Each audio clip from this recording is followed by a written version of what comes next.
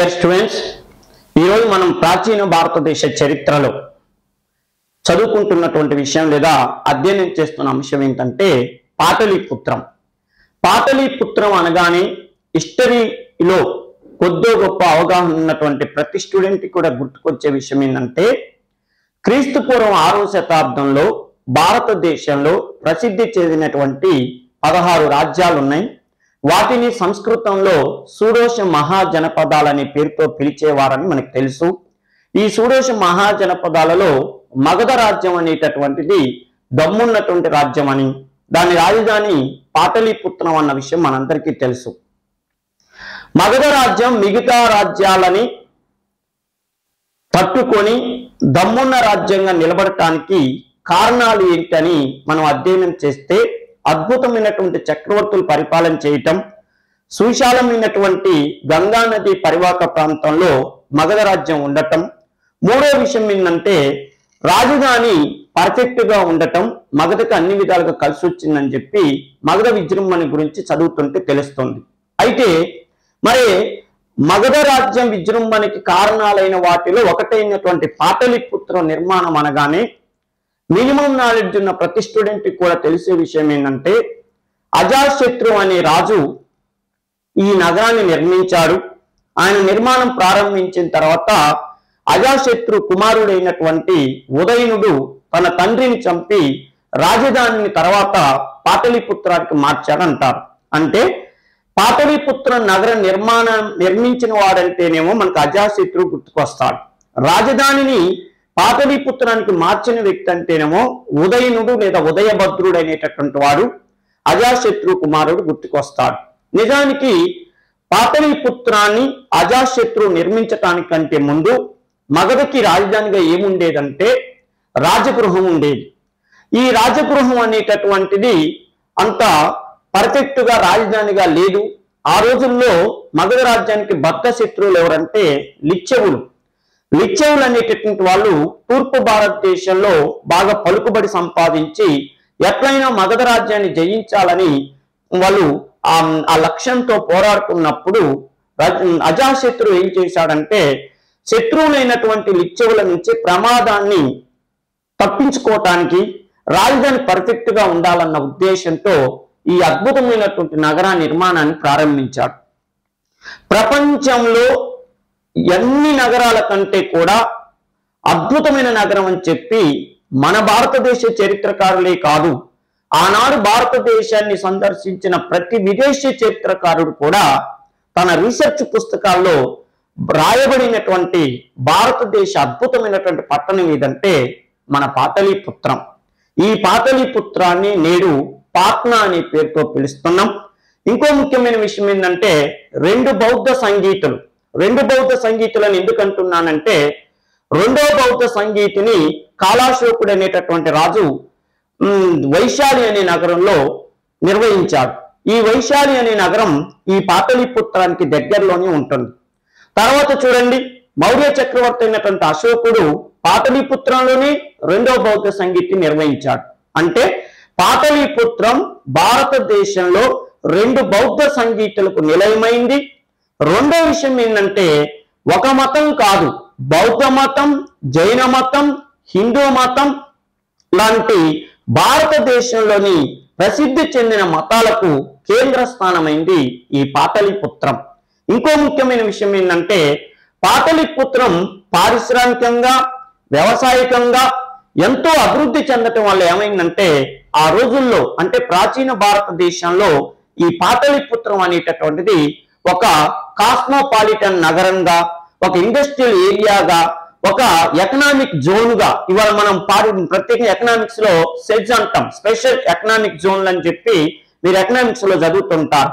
ఆ రోజుల్లో మన భారతదేశంలో ప్రత్యేకంగా పారిశ్రామిక కారిడార్గా ఉన్నటువంటి నగరం ఏదయ్యా అంటే పాటలీపుత్రం.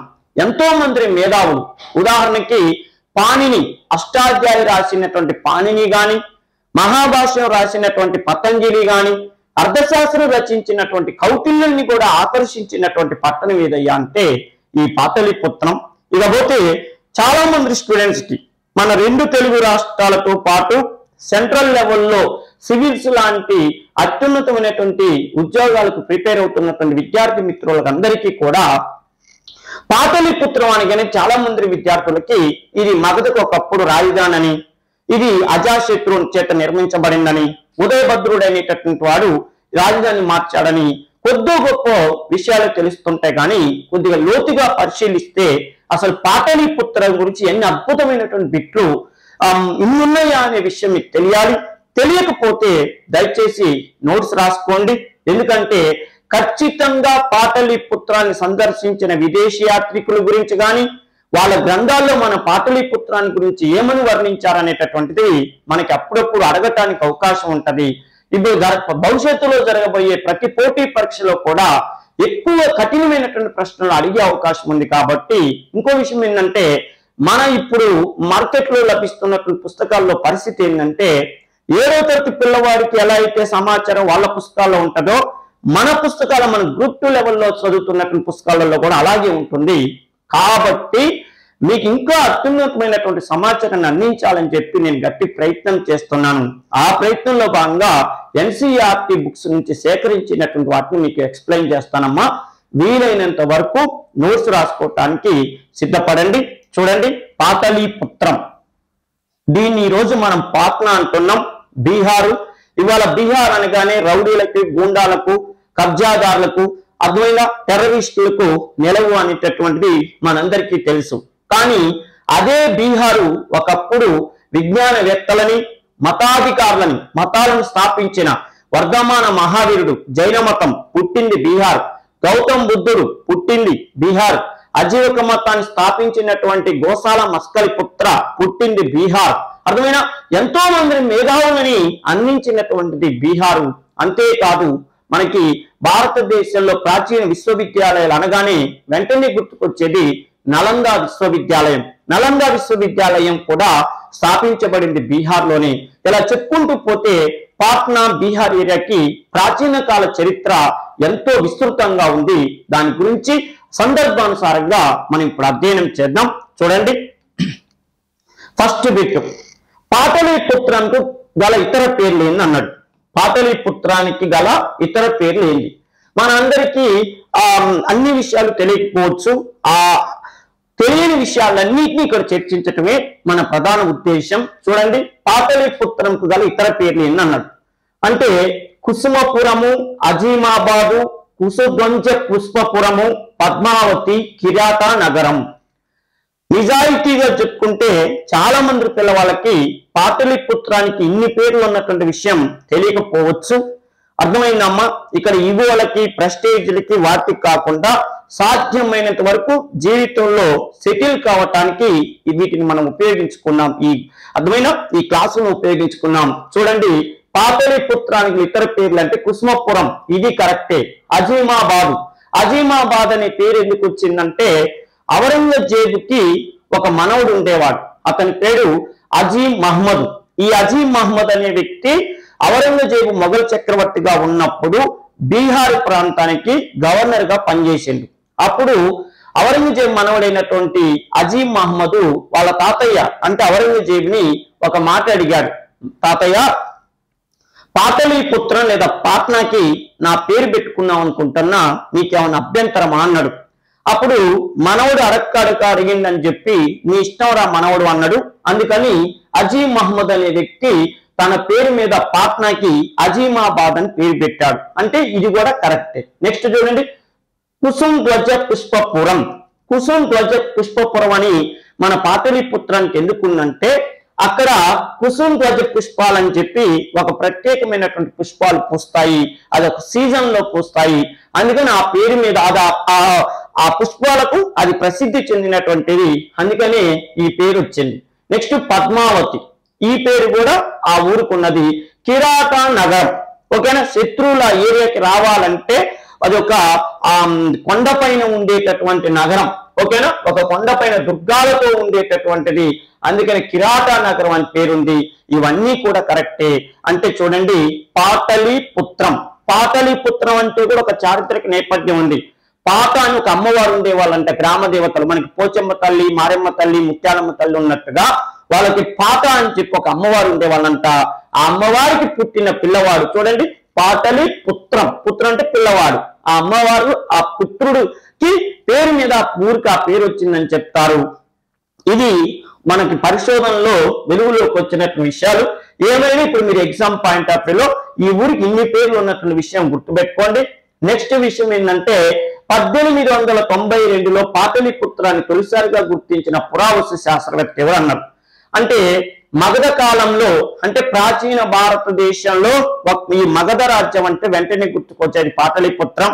ప్రత్యేకంగా బృహద్రథ వంశం, హర్యంక వంశం, శిశునాగ వంశం, నంద వంశం, మౌర్య వంశం, అర్థమైన గుప్త వంశం, శుంగ వంశం, కన్వ వంశం, ఇలా ఎన్నో రాజవంశాలకి రాజధానిగా ఉన్నటువంటి మగధ మధ్యయుగ భారతదేశానికి వచ్చేసరికల్లా కాలగర్భంలో కలిసిపోయింది. బ్రిటిష్ వాళ్ళు మన భారతదేశాన్ని పరిపాలన చేసే టైంకి అసలు పాటలీపుత్రం లేదా పాట్నా అనేటటువంటి పేరే కనపడకుండా పోయింది.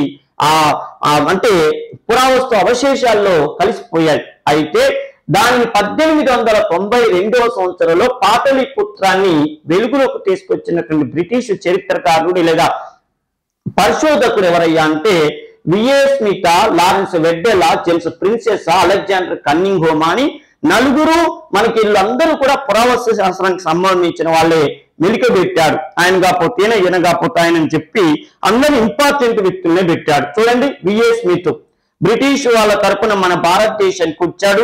సముద్రగుప్తుడి పైన, అక్బర్ పైన, ఎంతో మంది ప్రసిద్ధి చెందిన చక్రవర్తుల పైన పరిశోధన చేసినటువంటి వ్యక్తి విఏ స్మిత్. ఆయనే మన సముద్రగుప్తుని ఇండియన్ నెపోలియన్ వర్ణించాడు. అదేవిధంగా అక్బరు ఇబాదత్ ఖాన్ అనే ప్రార్థనా మందిరాన్ని పెట్టడం, అదేవిధంగా అక్బరు 1582వ సంవత్సరంలో దీని ఇలాహి అనే కొత్త మతాన్ని పెట్టడం బాగలేదని విమర్శించినటువంటి చరిత్రకారుడు ఎవరయ్యా అంటే విఏ స్మిత్.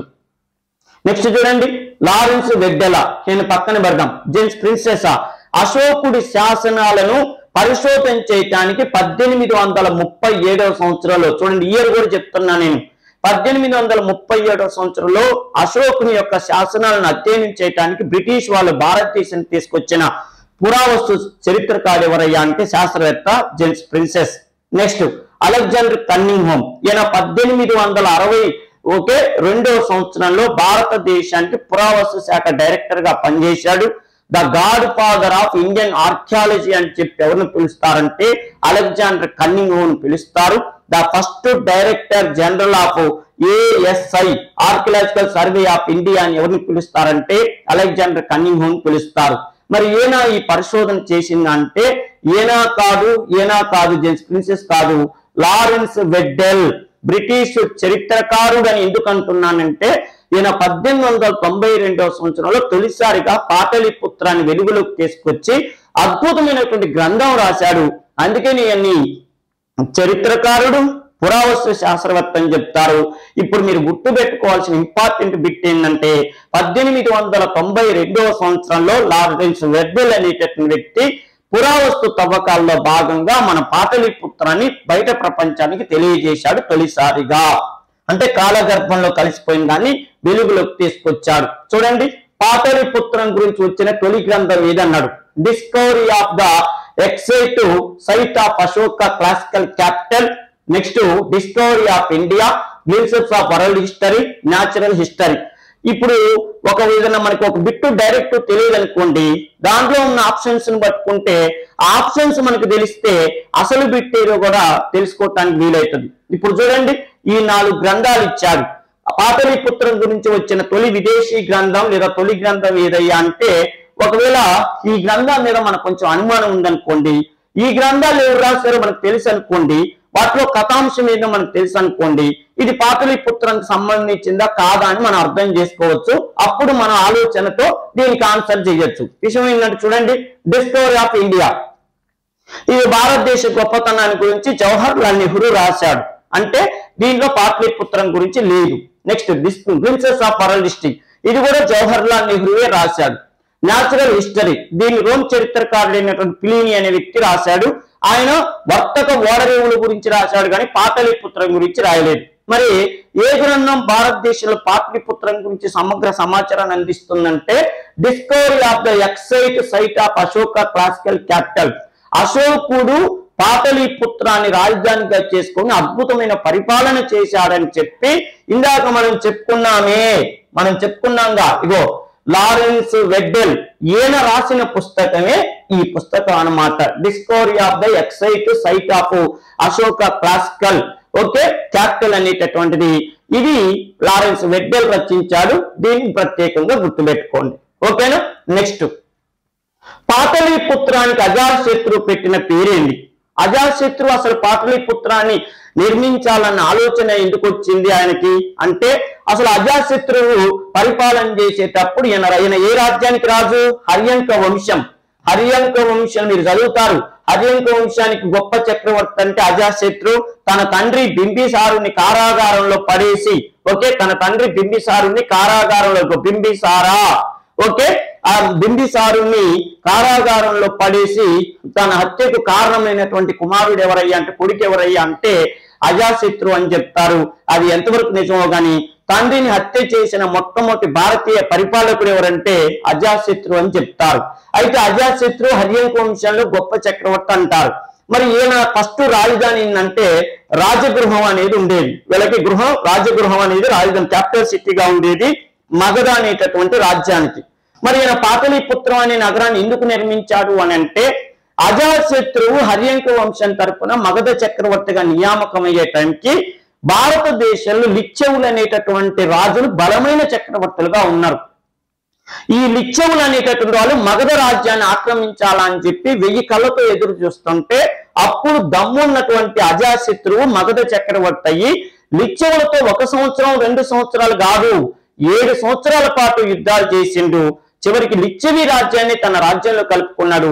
అయితే విషయం ఏంటంటే, ఈయన చక్రవర్తి కాగానే లిచ్చవులను కట్టడి చేయటం కోసం క్యాపిటల్ సిటీ బాగా ఉంటే మంచిగా ఉంటదని చెప్పి చూడండి, రాజగృహం సరిపోదని చెప్పి పాటలీపుత్రం అనేటటువంటి పట్టణ నిర్మాణానికి ఈయన శంకుస్థాపన చేశాడు. పాటలీపుత్రానికి ఫస్ట్ ఆయన పెట్టిన పేరు ఏంటంటే దౌలి కాదు, రుమ్మిందై కాదు, పాటలీ గ్రామం, కుంద గ్రామం అంటే పాటలీ గ్రామం అంటే ఒక మామూలు చిన్న పట్టణంగా నిర్మాణం చేసిండు.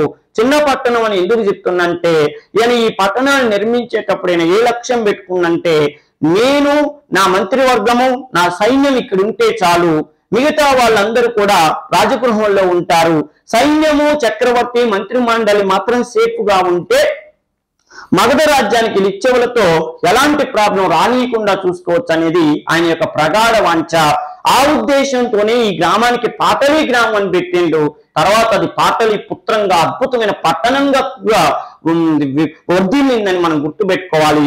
ఏదేమైనా చూడండి, పాటలీ గ్రామం మరి దౌలి ఎక్కడ వచ్చిందా, రుమ్మింద ఎక్కడ వచ్చిందా, కుంద గ్రామం ఎక్కడ వచ్చిందంటే మీరు ఇలాగే ఆలోచించండి. ఆప్షన్స్ 4 ఇచ్చినప్పుడు ఒకటి ఈ ప్రశ్నకు ఆన్సర్ అవుతున్నప్పుడు మిగతావి మనకి ఎక్కడన్నా వచ్చినాయి అని చెప్పి ఒక్కసారి ఆలోచిస్తే, దౌలి అంటే అశోకుడు కళింగ యుద్ధం చేసిన ప్రాంతం.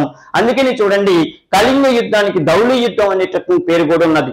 నెక్స్ట్ రుమ్మిందై, అశోకుడు కళింగ యుద్ధం అయిపోయిన తర్వాత ఫస్ట్ సారిగా లుంబినివానాన్ని సందర్శించాడు. లుంబినివానంలో ఎవరు పుట్టారు? గౌతమ్ బుద్ధుడు పుట్టాడు. గౌతమ్ బుద్ధుడు పుట్టిన లుంబినివానం దగ్గరికి వెళ్ళి అక్కడ ఆయన రుమ్మిందై అనేటటువంటి చోటగా అక్కడ శాసనం వేయించాడు. దాన్ని రుమ్మిందే శాసనం అంటారు. ఆ శాసనంలో ఏమని పేర్కొన్నాడంటే, అతి త్వరలో నేను బౌద్ధ మతంలో చేరబోతున్నానని ప్రకటించడంతో పాటు భారతదేశం మొత్తం కూడా భూమి శిస్తు 1/6 వంతు ఉంటే ఒక రుమ్మిందే అనే ప్రాంతంలో మాత్రం 1/8 వంతు అంటే అతి తక్కువ భూమి శిస్తు వసూలు చేస్తాను, ఆ ఏరియాని రుమ్మిందే అని చెప్పి అక్కడ శాసనం వేయించాడు. నెక్స్ట్ విషయం ఏంటంటే, కుంద గ్రామం అనగానే మనకి ఎవరు గుర్తుకొస్తారంటే, జైన మతంలో 24 మంది తీర్థంకరులు 24వ తీర్థంకరుడైనటువంటి వర్ధమాన మహావీరుడు జన్మించినటువంటి బీహార్లోని ప్రాంతం ఏదయ్యా అంటే కుంద గ్రామం. ఓకేనా. కుంద గ్రామంలో మనకి వర్ధమాన మహావీరుడు జన్మించాడు. ఇట్లా ప్రత్యేకంగా గుర్తుపెట్టుకోండి అమ్మా. ఒక పేరు వినగానే దాని స్టోరీ మొత్తం మనకు గుర్తుకు రావాలి. కుంద గ్రామం అంటే ఏంది, పావాపురి అంటే ఏంది, లుంబినివనం అంటే ఏంది, గయా అంటే ఏంది, సారనాథ్ అంటే ఏంది. ఓకేనా. ఇట్లా ప్రతి విషయాలు కూడా మనకి ప్రాచీన భారతదేశానికి సంబంధించి నాకు ఎక్కువ మార్కులు రావాలి సార్ అని ఎవరైనా నన్ను డైరెక్ట్ గా అడిగితే ఒకటే నేను చెప్పే విషయం ఏంటంటే, సామాజిక ఆర్థిక సాంస్కృతిక పరిస్థితుల మీద ఎక్కువ కాన్సన్ట్రేషన్ చేయండి. దాంతో పాటు రెగ్యులర్ గా అడిగేటటువంటి ఈ రచయిత పేరు చెప్పగానే పుస్తకం గుర్తుకు రావాలి, ఆ పుస్తకంలో ఉన్నటువంటి స్టోరీ కూడా గుర్తుకు రావాలి. ఇలా ఎందుకంటే డైరెక్ట్ రచయితల పేర్లు ఇచ్చి ఆ పుస్తకాన్ని ఎవరు రాశారనేది అది ఎన్నో రోజుల నుంచి అడుగుతున్నాడు. ఇప్పుడు అడుగుబోయేటువంటి విషయం ఏంటంటే రచయిత ఇచ్చి పుస్తకం కూడా ఆయన ఇచ్చి ఈ పుస్తకంలో ఉన్న కథాంశం మీద చెప్పండి అనే పరిస్థితికి వచ్చింది. అందుకని ఆ కోణంలో చదవండి, ఎందుకు సక్సెస్ కారో అప్పుడు మనం చూద్దాం. ఓకేనమ్మా, ఇది ప్రత్యేకం గుర్తుపెట్టుకోండి. పాటలీపుత్రానికి ఆయన ఫస్ట్ పెట్టిన పేరు పాటలి గ్రామం. నెక్స్ట్ చూడండి, ప్రపంచంలో తొలిసారిగా స్థానిక స్వపరిపాలన విధానాన్ని అమలు చేసిన పట్టణం పాటలీపుత్రాన్ని వివరించిన చరిత్రకారుడు ఎవరు అన్నారు. చూడండి, భారతదేశంలోనే కాదు ప్రపంచంలోనే తొలిసారిగా స్థానిక స్వపరిపాలన విధానం ఓకే లోకల్ గవర్నమెంట్ ని ఏర్పాటు చేసినటువంటి పట్టణం పాటలీపుత్రం అని మెగస్తనీసా, పాహియానా, ఇచ్చింగా, హుయాన్సాంగా అంటే అందరికీ తెలుసు. మన భారతదేశానికి మౌర్యులు అనేటటువంటి చక్రవర్తులు రాజుగా ఉన్నప్పుడు ఇక చూడండి ఈయన ఎవరైనా మెగస్తనీసు, ఆయన గ్రీకు ప్రాంతం నుంచి మన భారతదేశానికి వచ్చాడు. భారతదేశంలో సెల్యూకస్ నికేటర్ అనే చక్రవర్తి మన చంద్రగుప్త మౌర్యుడి యొక్క గొప్పతనాన్ని గుర్తించి ఆయన గురించి పుస్తకం రాయమని చెప్పి ఈ మెగస్తనీస్ని పంపిస్తే మెగస్తనీస్ వచ్చి మౌర్యుల చరిత్రతో పాటు మన ఆంధ్ర శాతవాహన చరిత్రను కూడా తన ఇండికా అనే గ్రంథంలో రాశాడు. అందుకని మౌర్యులకి చరిత్రను రాసేటప్పుడు పాటలీపుత్రం అనేది మౌర్యులకి క్యాపిటల్ సిటీ కాబట్టి మౌర్య క్యాపిటల్ సిటీ గురించి గొప్పగా రాస్తూ ప్రపంచంలోనే తొలిసారిగా స్థానిక స్వపరిపాలన విధానం అమలు చేసిన పట్టణం పాటలీపుత్రం అని ఫస్ట్ సారిగా వివరించిన విదేశీ చరిత్రకారుడు అంటే మెగస్తనీస్ అన్న విషయాన్ని గుర్తుపెట్టుకోండి. ఓకేనా, ఆయన దాని గురించి గొప్పగా వర్ణించాడు. మన చంద్రగుప్త మౌర్యుని శాండ్రియో కోటస్ అని వర్ణించాడు. అంటే పాటలీపుత్రం అనేటటువంటి పాటలీపుత్రం అనే క్యాపిటల్ సిటీని రాజధానిగా చేసుకొని ఓకే శాండ్రియో కోటస్ అంటే చంద్రగుప్త మౌర్యుడు అద్భుతంగా పరిపాలన చేస్తుందని రాశాడు ఈ మెగస్తనీసు. మళ్ళీ చెప్తున్నా, భారతదేశానికి వచ్చిన మొట్టమొదటి విదేశీ రాయబారంటే మెగస్తనీసు.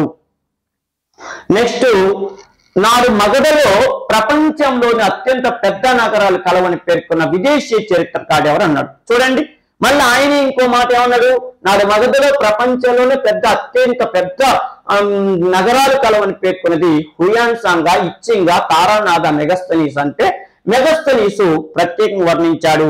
ఆనాడు మగధ రాజ్యం భారతదేశానికి దారి చూపిన రాజ్యం, భారతదేశాన్ని తన చేతుల్లో పెట్టుకుని ఏకఛత్రాధిపత్యంగా పరిపాలించిన రాజ్యం. ఈయన మెగస్తనీసు మన దేశానికి వచ్చి ఎన్నో సంవత్సరాలు తిరిగి అంటే సొంతంగా తాను చూసిన ప్రతి విషయాన్ని కూడా ఇండికా అనే గ్రంథంలో పొందుపరిచాడు. ప్రత్యేకంగా గుర్తుపెట్టుకోండి, ఈ బిట్టు మీరు చదివేది ఒకవేళ మర్చిపోయినా ఇలాంటి ఫోటోలన్నీ మీకు గుర్తుకు రావాలి. ఆ రోజు నేను ఆ బిట్టు చూసేటప్పుడు పలానా రచయిత ఫోటో కూడా చూశాను అంటే అలా అయినా ఆన్సర్ పెట్టేటట్టు ఉండాలి. గుర్తుపెట్టుకోండి, మెగస్తనీసు తన అనుభవాలన్నింటినీ కూడా ప్రత్యక్షంగా పరిశీలించి ఇండికా గ్రంథంలో పొందుపరిచాడు. ఆయన గ్రంథాన్ని ఏ భాషలో రాసిండయ్యా అంటే గ్రీకు భాషలో రాసిండు.